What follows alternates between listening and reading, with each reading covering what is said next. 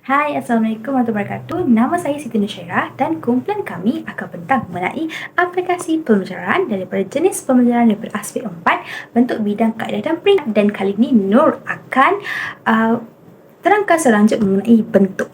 Okey, bentuknya ada tiga iaitu formal, bukan formal dan tidak formal.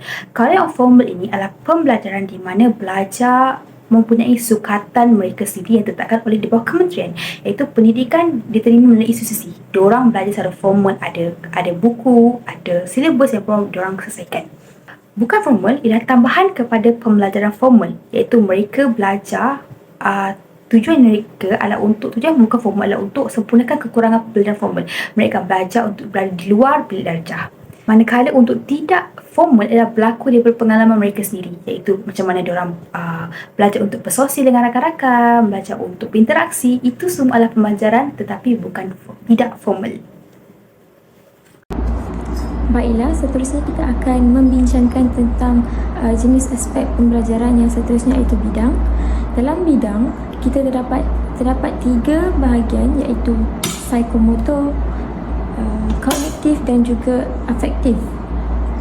Jadi dalam bahagian kognitif, ia berkait dengan ilmu pengetahuan yang dipelajari daripada institusi pendidikan seperti sekolah dan juga universiti. Seterusnya, ia melibatkan penggunaan mental manusia untuk memperolehi ilmu, iaitu daripada mereka akan menggunakan otak untuk menyerap segala ilmu yang dipelajari. Yang ketiga, potensi pelajar dari segi intelek dapat diperkembangkan.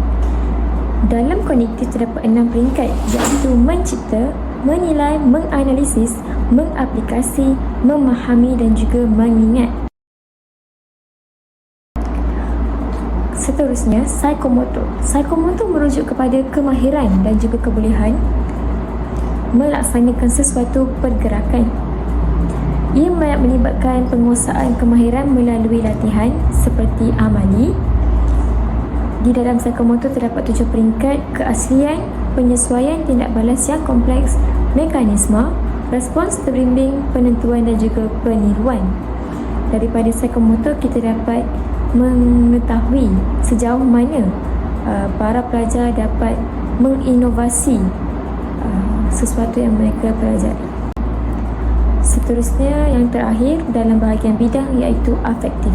Ia mengutamakan penyerapan, sikap positif dan juga nilai murni. Ia juga melibatkan penggunaan aspek rohani, emosi dan juga sosial. Dari segi afektif, potensi pelajar melalui rohani, emosi dan juga sosial dapat diperkembangkan lagi. Dan dalam afektif terdapat 5 peringkat iaitu perwatakan, organisasi, menghargai, merespons dan juga menerima. Itu saja. Assalamualaikum warahmatullahi wabarakatuh. Nama saya Sofia Nadira binti Armizam dari kumpulan 18 ingin membentangkan tentang kaedah pengajaran. Yang pertama, pembelajaran melalui cara meniru dan bermain. Okey, kaedah meniru ini contohnya macam seseorang individu meniru macam perilaku ibu bapa dan juga rakan sebaya untuk menjadikan ia sebuah pengajaran. Dan aktiviti bermain ini juga membolehkan individu meneroka dunia sebenar dan dari situ mereka mendapat pengalaman bagaimana itu pembelajaran dari segi bermain. Contohnya ianya seperti bermain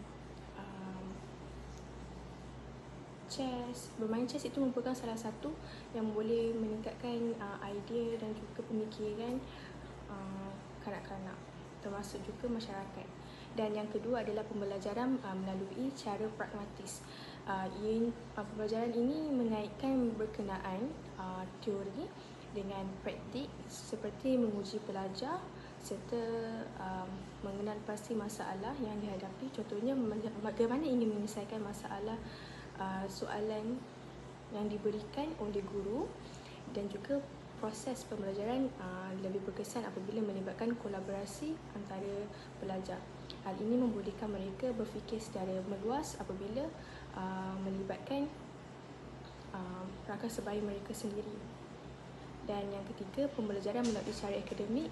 Pembelajaran melalui cara akademik ini seperti berkenaan dengan macam di sekolah, berkenaan pelajar melibatkan diri dalam aktiviti kurikulum dan juga ujian dan kuis yang telah diberikan oleh guru. Okey, aktiviti ini dapat meningkatkan lagi sosial dan juga pemikiran kritis oleh pelajar, oleh setiap pelajar. Oleh itu, ianya adalah satu aktiviti yang menarik yang boleh digunakan oleh pelajar pada masa kini. Dan yang keempat, pembelajaran melalui cara pengalaman. Okey, pembelajaran melalui cara pengalaman ini adalah ianya berdasarkan pengalaman mereka sendiri, iaitu belajar melalui aktiviti praktikal dan pengalaman langsung. Maksudnya contohlah macam seseorang pelajar ini pernah melakukan sesuatu pekerjaan dan ianya boleh memproses menjadikan salah satu benda yang sebuah benda yang boleh membuatkan mereka berfikir dalam menyelesaikan masalah yang diberikan oleh guru. Contohnya macam soalan exam. So dari situ mereka dapat memberikan pengalaman mereka sendiri, apa yang mereka lakukan. Dan yang kelima ialah pembelajaran melalui cara perhubungan. Melalui perhubungan ni contohnya macam ianya membina kemahiran sosial, empati dan juga kerjasama yang penting dalam konteks kehidupan sebenar. Iaitu pembelajaran perhubungan ni macam contohlah contohlah mereka tidak tahu cara ini membuat sesuatu kerja, mereka bertanya kepada orang lain. Maksudnya macam hubungan ni macam kawan rapat belajar sesama sendiri, macam tu. So ianya dapat jadi ianya dapat meningkatkan sosial pelajar. Untuk pembelajaran melalui cara praktis ni adalah macam contohnya pelajar belajar mengenai macam ianya berkait dengan aktiviti hands on. Maksudnya macam contohlah pelajar boleh contohnya macam melakukan eksperimen dan projek-projek. Oleh itu mereka dapat meningkatkan lagi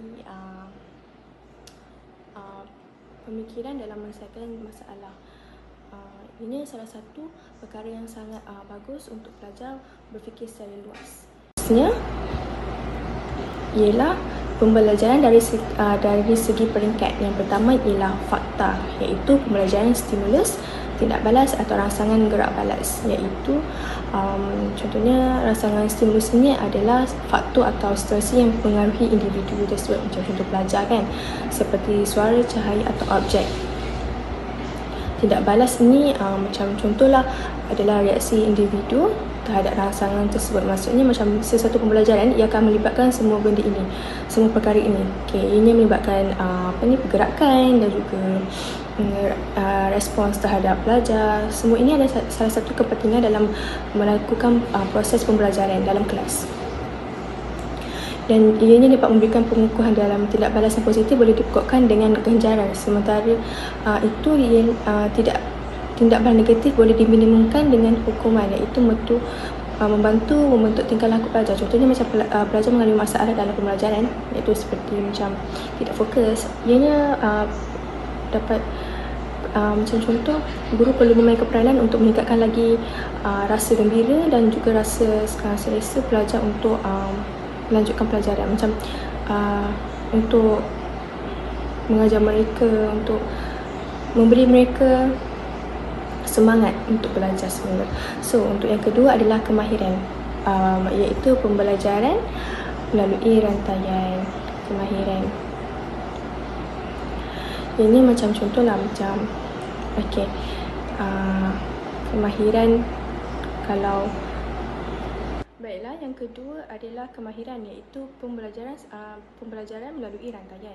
Pembelajaran melalui rantaian ini adalah satu pendekatan dalam pendidikan yang melibatkan proses mengajar secara berurutan ataupun berkesinambungan. Maksudnya macam pelajar akan mempelajari satu subjek ataupun konsep kemahiran, kemudian dia akan menerapkannya untuk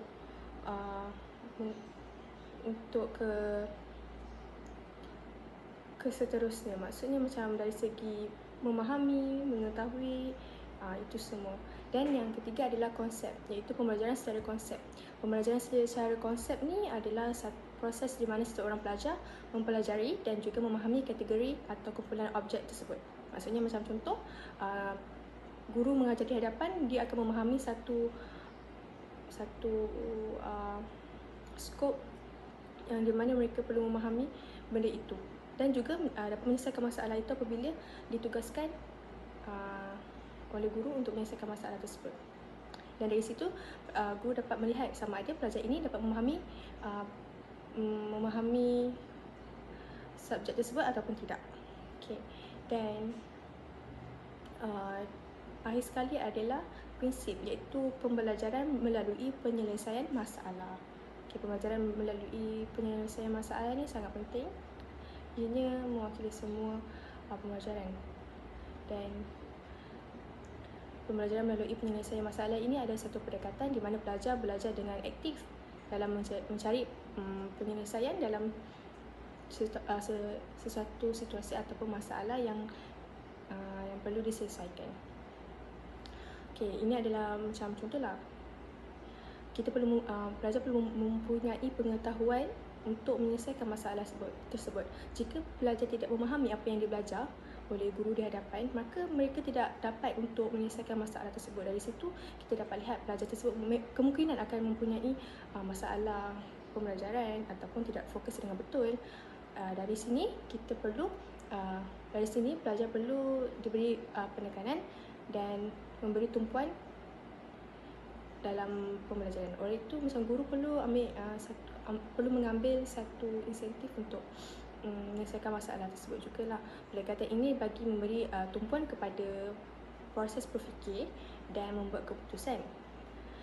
Dan ianya bukan sekadar untuk menghafal saja. Contohlah kalau zaman sekarang ni, bukan zaman sekarang lah, kalau ikutkan belajar hanya untuk menghafal saja, itu adalah salah satu perkara yang tidak betul. Belajar ni kita mempunyai ilmu tersebut, kita perlu dibawa pada masa hadapan juga, dan perlu mengingat juga.